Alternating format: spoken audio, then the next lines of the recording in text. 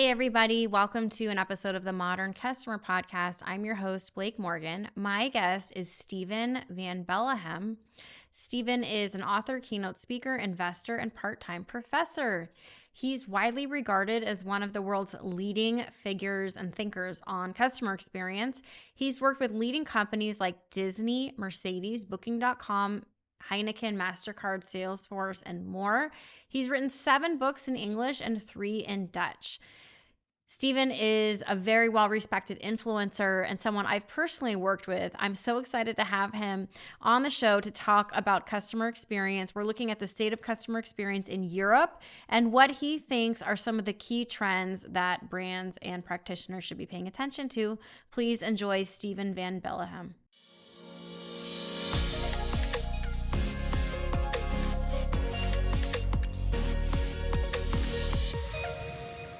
Stephen, welcome to the Modern Customer Podcast. How is the weather in Belgium today? Is it very cold? It is. It's like 5 degrees Celsius. I don't really know what that is in Fahrenheit, but it's relatively cold. It's just above the freezing point. Oh my gosh, wow. And you're wearing a t-shirt, so hopefully your heater's on. No, my heater's on. I'm perfectly fine here. It's very nice and warm inside. Oh, good. Well, I just love going to that part of the world. I just love it. It's like a fairy tale place. But anyway, we're not here to talk about fairy tales. We're here to talk about something you and I both live and breathe every day, which is customer experience. So, I Exactly. mean, your name just always comes up for me, and we've worked together before. Let's just go back to the beginning, Stephen. How did you get involved in customer experience? I think this is thanks to my mom and dad, in all honesty. They had like this small photography store here in Belgium, and that's where I grew up. And every day I was part of the store. I was sitting there, we were having lunch together, and every day I heard my mom and dad like talk to each other about their customers and all the fun things they did, the crazy things they did. And looking back, they were super customer centric, and for me that was like the norm. That was like the average way that you were dealing with customers. And then when I left the store and I went to the real world, I suddenly discovered, wow, most of the time it's not that great as what happened here with my mom and dad. So I think it was part of my DNA that got injected to me somehow when I was living with them. That's how I think it all started. Okay, so that's the beginning. And then were you always working for yourself or did you work for a corporation prior? No, I studied applied economics and I did marketing in UC Berkeley. And then I started in a Belgian business school, the Vlerick School, where I did research about customer behavior, customer satisfaction in a B2B world. I did that for a year and a half. And then I went to a company called Insights Consulting, which was back then a startup in the field of online marketing research, where I had the responsibility to study the impact of the internet on consumer buying behavior and on consumer attitudes. And I worked there for 8 years. When we started, I was like employee number 8. I became part of the management. I became a partner, stayed there for 12 years. And then we had a team of 120 people. I left, and now the company is one of the world leaders in their domain. They have about more than 1,000 employees, offices around the world. So, really cool place to learn. And in the last 2 years of my time at Insights Consulting, I wrote my first book called The Conversation Manager. That was 2010, which was about social media and customers. Which was a pretty big hit in Europe. And so I ended up in the speaker circuit. And then in 2012, I decided to leave Insights and start on my own. Pretty, yeah, scary in the beginning, but then things took off. 2 years later, I bumped into Peter Hinsen, another Belgian speaker and author, and we both created Nextworks together, which is an inspiration company. We worked together there, if you remember that, a couple of years ago Yes, I do during remember, of COVID. course. And the goal of our company there is to organize inspirational trips around the world where we take executives from big companies and then we take them for a week to Silicon Valley or New York or China, Dubai, Singapore, and we show them the innovation that is happening there. And Nextworks is still part of my life today. So yeah, that's how it went. And in the meantime, I wrote 6 books on the topic. We still have Nextworks, and the majority of my time I do speaking assignments in Europe and beyond. Okay. And so you've seen the genesis of the entire industry where, I think social media did really help catapult so many thought leaders. And the conversation around customer experience, social media was just such a big player in that, because now we hear customers' voices. And now people like you and me can speak about the topic too on social media and offer content. Let's talk about what's happening today. Let's talk about Europe. Actually, let's look at the state of customer experience and service in Europe. How are things going over there from your perch? Well, the interesting part is that we don't have a specific kind of customer service culture. If you look at around the world, you have the United States, which has if I could say that, a tipping culture where you get motivated and people have the incentive to try to give an outstanding customer service with financial motivation. Then you have Asian markets that typically have a DNA of providing service because it's part of who they are. And then you have Europe. We don't have any of those two. So my feeling is in Europe, service levels are lower than in the US, are lower than in Asian Pacific markets, lower than in the Middle East. So we have a challenge there. And we're learning, things are improving, but it takes effort for companies to really, really focus on customer behavior and customer experience and to be serious about it. And I wrote a book now. It came out 6 weeks ago. It's called The Diamond in the Rough. And this is the big paradox that I see in Europe. Maybe you recognize it in the US as well, but every company has this PowerPoint slide that says that they want to be customer centric, that they're customer obsessed. Yes. But if you look at the reality, usually they're not. Usually they're very internally focused. The KPIs are about efficiency, are financially driven, and they take decisions based on those KPIs and not on customer KPIs. And this is something that I see in a lot of, especially large European companies. The focus is really internally and not enough on the customer. And this is a challenge that we're working on. Okay. But from a digital perspective, do you think that European companies are early adopters for like digital transformation and digital customer journeys? There are differences between markets. Typically, the more you go to the north, like Scandinavian countries, the Nordics, typically those are early adopters of many two technologies. They basically invented the mobile phone with Nokia Yeah. years ago because it was a real need in the market. The distances were so big, transportation is difficult because of the snow and the cold, so they really needed the phones to be in touch with each other. So, and they have this culture. When something new pops up, they're quick with that. Also in the Netherlands, UK are typically markets that are more advanced. Then you have Germany, which is a market that is really focused on privacy, really focused on being careful there, and because of that, they're a little bit slower in adoption. And the more you go to the south, the less early adopter those countries become. Interesting. That's so interesting. Yeah, because Spotify, I mean, wasn't Spotify built in your part of the world? It is Spotify, Skype as well, Mm-hmm. Booking.com, which is not as big in the US as it is in Europe, but Booking.com is the main travel platform, is created in the Netherlands. Mm-hmm. Got Yeah. it. I love that. Well, what kinds of frameworks do you share with your clients and in your speeches? Like if you're brought in to do like, let's say a keynote on customer experience, I'm just curious, like what is the story? What is the arc of the narrative that you're sharing? Is there a key framework you use? Well, I'm now working with the framework of my new book, The Diamond in the Rough, where I work around a number of transformations that I think companies should go through, and happy to share one. The one that I like most at this moment is what I call effective empathy.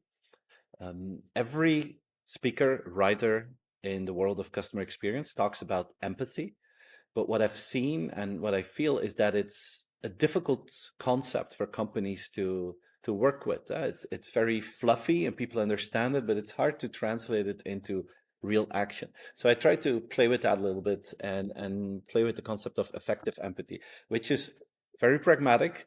It's a combination of fast feedback loops with fast Mm-hmm. action loops. Mm-hmm. What I've seen is that most companies that I work with, they have feedback loops. They have NPS trackers, customer satisfaction trackers. They have behavioral data, or customer contact centers that bring in data. So they have fast feedback loops. The problem is that they don't have the fast action loops. Most of the time, they play manager a little bit too much, in my opinion. So they look at the customer data, then they think about that for 3 months, and then they come up with 3 strategic projects and 5 different layers in that. And reality is that in the first 9 months, nothing happens with that and no value is created for the customer. I think the trick and the art is to keep things small. And where you look at customer data that comes in, if you have the art of keeping it small, you can also act fast. And I think this is a misunderstanding of many executives, that they feel that, if you have an important job, that you have to have the big strategic projects, but they take Mm-hmm. forever. And I'm not against big strategic projects, but I think there's more value in doing 50 or 100 small improvements for your customers than this one huge strategic project. And understanding that gives you the power of being empathic in an effective way. So that's one that I Yeah. play with now. Does that Yeah. resonate to you? What's Yeah, your feeling if you hear absolutely. that? Yeah. No, I mean, that's something I also talk about is like just start small. And I mean, you hear a lot of leaders here in the US say things like do things that don't scale that you can't measure. Hmm. But for many business leaders, that just sounds horrible. It does. Um, let's talk about what you're hearing out in the field. What are your customers asking you for help with now? Is it customer strategy? Is it AI? Like, what are the big pressing challenges you're seeing? The number one question is AI at this moment, especially if you look in the field of customer service. It's the number one question. And I fully understand because, we've been talking about automation and AI for more than 10 years in this field, but now it's really happening. Everyone's playing with the new tools, and everyone feels, I think, that we're going to see a fundamental shift in customer service. Like the question that both of us got so many times is, uh, do customers really want to speak to a human, and the importance of a human? And if you look to the history of customer service, before we had the internet, 100% of the customer service requests were human to human, right? Because there was nothing else. Today, my guess is that we're like at 50% human versus 50% self-service. Pretty soon, we're going to go to 25% human and 75% digital, because of with Gen AI, the quality of chatbots and the conversational searches will improve. So we're going to see a dramatic change there. My idea is that 5, 6, 7 years from now, only 1% of the customer service requests will be human to human because of generative AI. That will be so good, and companies will catch up with their data quality, that we're going to move into a world where 1% is human to human. And then it becomes interesting. What is the role of those humans? And I've been working on this concept that I call high value customer service agents, Mm-hmm. because I think the opportunity will be to lower the amount of human agents, but the role that they have will be fundamentally different. 95% of their quality will be about emotional intelligence. They will have unlimited time per customer. They will choose the channel of preference of the customer. So it will be a completely different role for the remaining humans, because of the evolving quality in digital customer service. And this is a challenge for many organizations, because I was at Microsoft last week. I saw demos of what they have, and my conclusion was the technology is ready. The only Okay. problem is that the companies are not ready, because they haven't got the data that they need to make that happen. But now they know, and I think in 2, 3, 4 years from now, we're going to see a totally different ballgame there. Okay. I mean, do you really think that companies will deploy humans? Like if they see they're saving all this money, it seems to me like the nature of these companies and of leaders is they're not going to look a gift horse in the mouth. They're going to take the cost savings and Hmm. but what will happen to these jobs? I mean, do you really think most companies will hire people to do that white glove customer service that you and I are talking about, where you're teaching customers something, you're personalizing, you're adding value in other ways? Or do you think they'll just take the cost savings and run with it? Oh, they will take cost savings. That's why I think it will be only 1% humans that are left, and the other 99% will be replaced by machines. And it creates an opportunity. Like I've been to the contact center of Booking.com, the large travel booking platform. They have one Yeah. of the largest contact centers in the world. Their philosophy is really interesting, because they do outbound calls most of the time. So they proactively reach out to customers to solve the problem before the customer knows that there is a problem. They do great work. But they also have a team there of 5 to 10 people today that are trained in dealing with the most emotional situations that customers can have.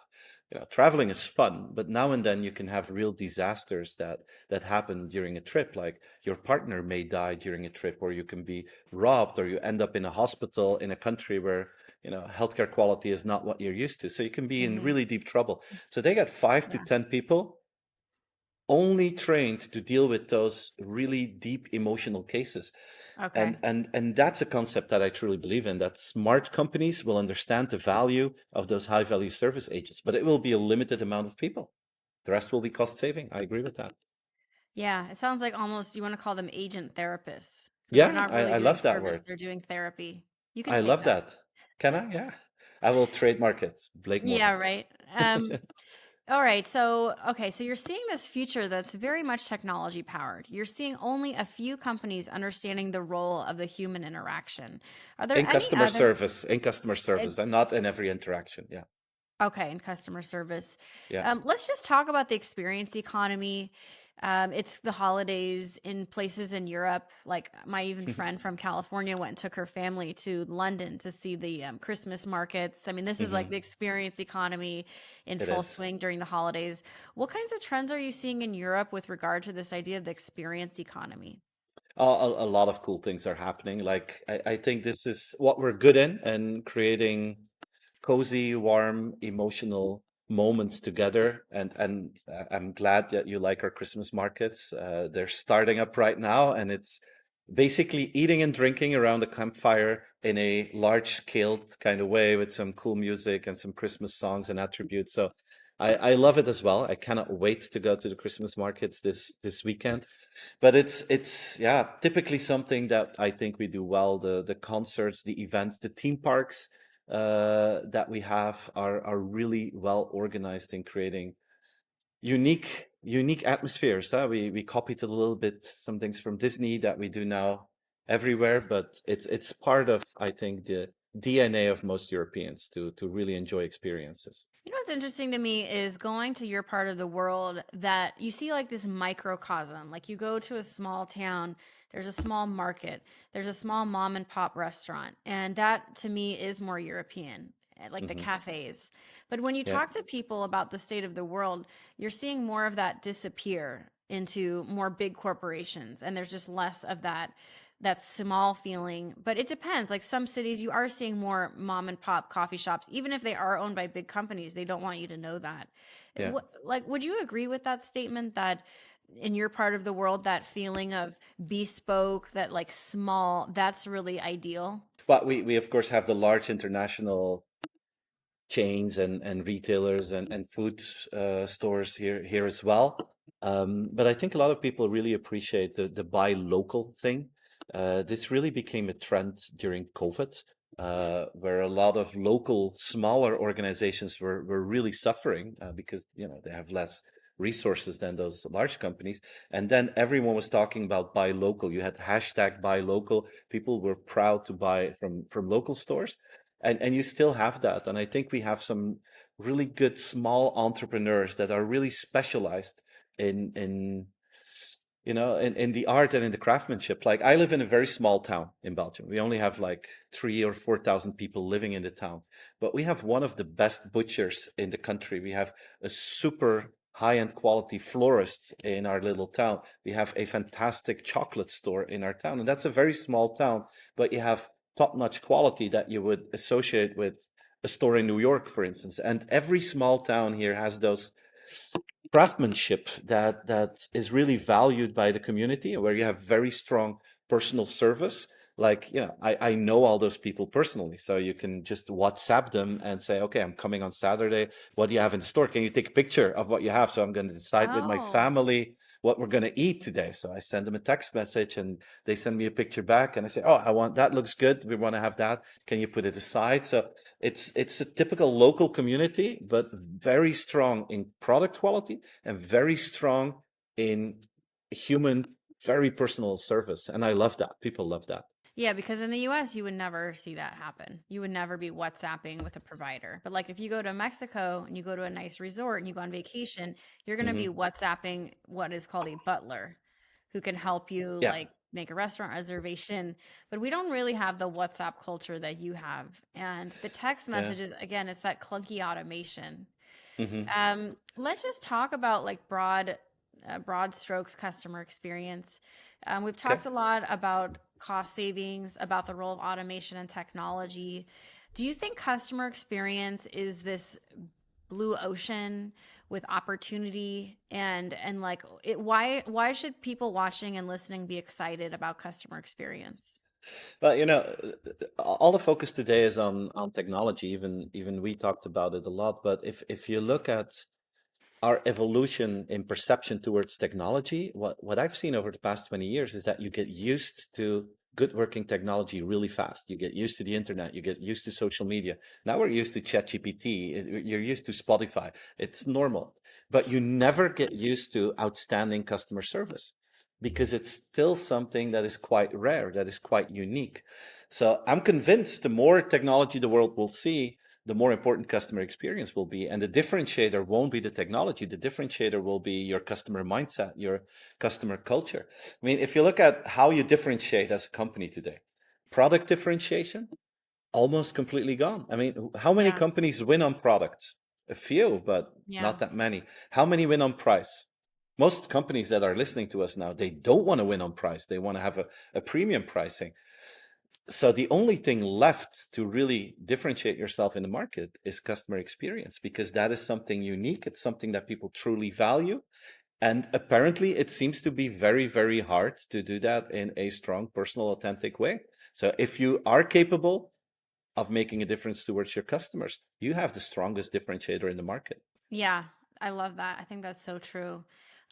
What are some of your predictions for just the next few years? Let's say from both a people and technology perspective. What are your predictions for even just next year and some of the exciting trends that you're seeing? In terms of technology, I'm really looking forward to new ways of search. I think we're going to see quite rapidly every search box on the internet become a conversational search.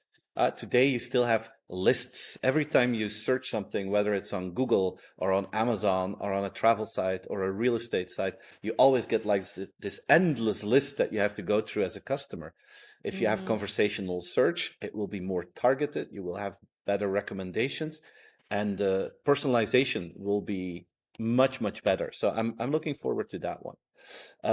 From a human level, what I really hope that will happen, Blake, is that in companies, the human resources department, the people department, gets more involved in customer experience. Today, very often it's a CX team, or it's the marketing team, or the sales and service team.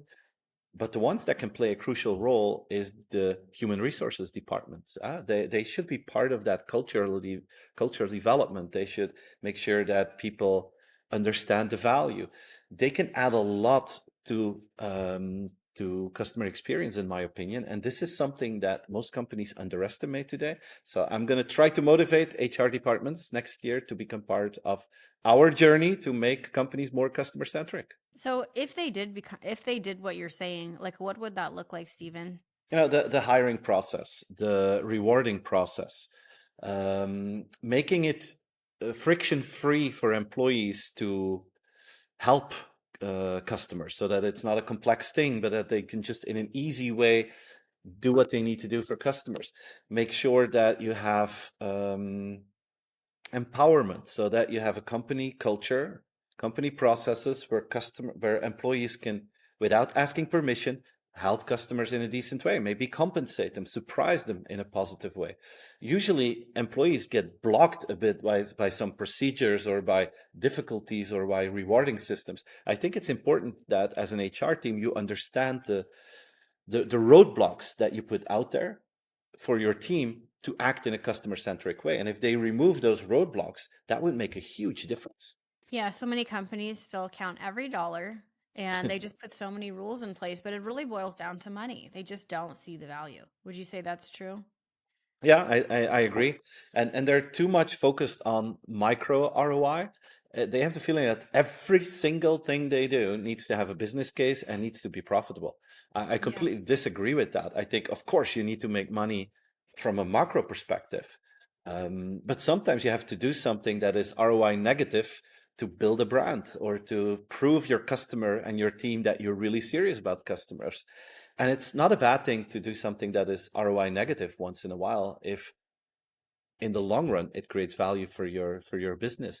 But we should stop over calculating every small thing that we do for customers. That doesn't make sense and holds you back from doing the right thing for the market. Yeah, I love that. I heard that described as like if you can afford, like what's the worst that could happen? And if you can afford that, then you should move forward. I love that. Yeah, I agree. I I didn't come agree. up with that. I think it was Matt Watkinson did it. All right, let's get to know you a little bit and have some fun. Let's do some rapid Okay. fire. Are you ready? Yeah, I think so. Okay. All right. So, Stephen, what's the most important part of your morning routine? Um, Doing a morning walk actually is. I usually get up early, and then if the weather allows it, I do like a 30 or 60-minute walk. And do you have a unique leadership hack that helped get you to where you are today?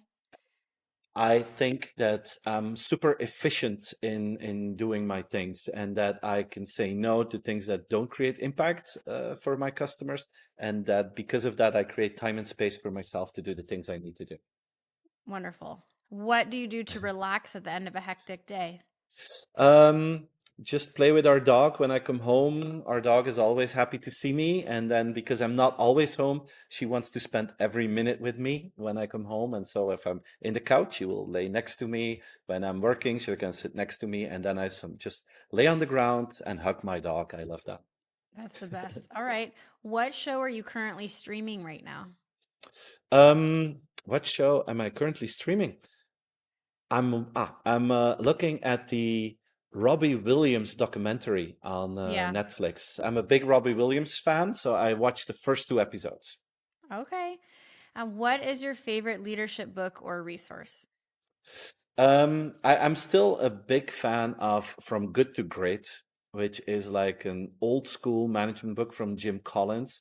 But Hmm. for me, that was really eye-opening on how companies should think in the long run. And it's outdated, and the examples are completely outdated as well because most of those great companies went out of business in the meantime.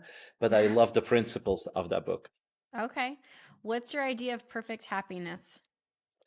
Oh, perfect happiness for me is traveling with my family. That's the thing I really like to do. I work really hard, and then during school holidays, we go out and try to see the world with our children, and that is what really makes me happy. What is one mental health strategy for managing hard days? Um, Making sure that you have days where you don't work hard. I can work really hard, but only if I see light at the end of the tunnel somewhere that I know So that true. day will be a relaxing day. I'm going to have a wonderful lunch with my wife, or we're going to do something with the family. And I look forward to that moment, and that gives me the energy to continue. I love that. I really needed to be reminded of that today. What is your favorite type of vacation? Active. I really like to discover the world. So I like to see new things. I like to discover new cultures. I like to be very active, and that can be in cities, or that can be hiking, that can be safaris, that can be a cultural thing. I just like to discover new things. And if you could have lunch with anyone dead or alive, who would it be? My dream, Blake, is to have lunch with the head of the CIA. I would Oh, love to know all the secrets. I would love to know how they work. I would love to have access to all that information just for one day so that I can see and hear all the things that they know that we don't know. mhm. I'm very curious about that. Okay. They're probably listening to this and take Probably, note. yeah. Maybe they If will you invite me now. Probably not. No. If you had to describe your outlook in one quick motto, what would it be? My Outlook, calendar or mailbox? No, I mean like your view on the Oh, my. world. Oh, sorry. My view on the world. I'm a positive person by nature, so I always believe that the world is improving, even though we have all these bad things happening right now with people suffering.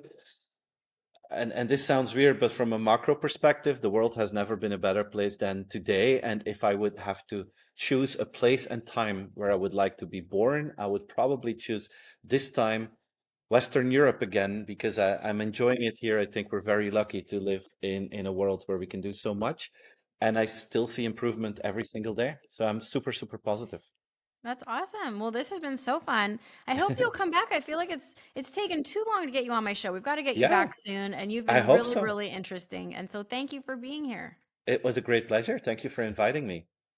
All right. And where can people learn more about your books, your new book that's out? What website or where can they find you? They can find me on my own website, stephenvanbelleghem.com. They can find me on Instagram, on TikTok, LinkedIn, YouTube. That's where I share most of my content. All right. Well, I'm going to go follow you on Instagram right now Hey, because I don't think I'm following you yet. no, And I don't think we everybody, follow each other. I all have right, to we follow got to you. I fix have to that. follow you too. Yeah, we're We going to got to fix that fix right that. now. All right. Well, thank you everybody for tuning in. Really appreciate it. This is the Modern Customer Podcast. Until next time.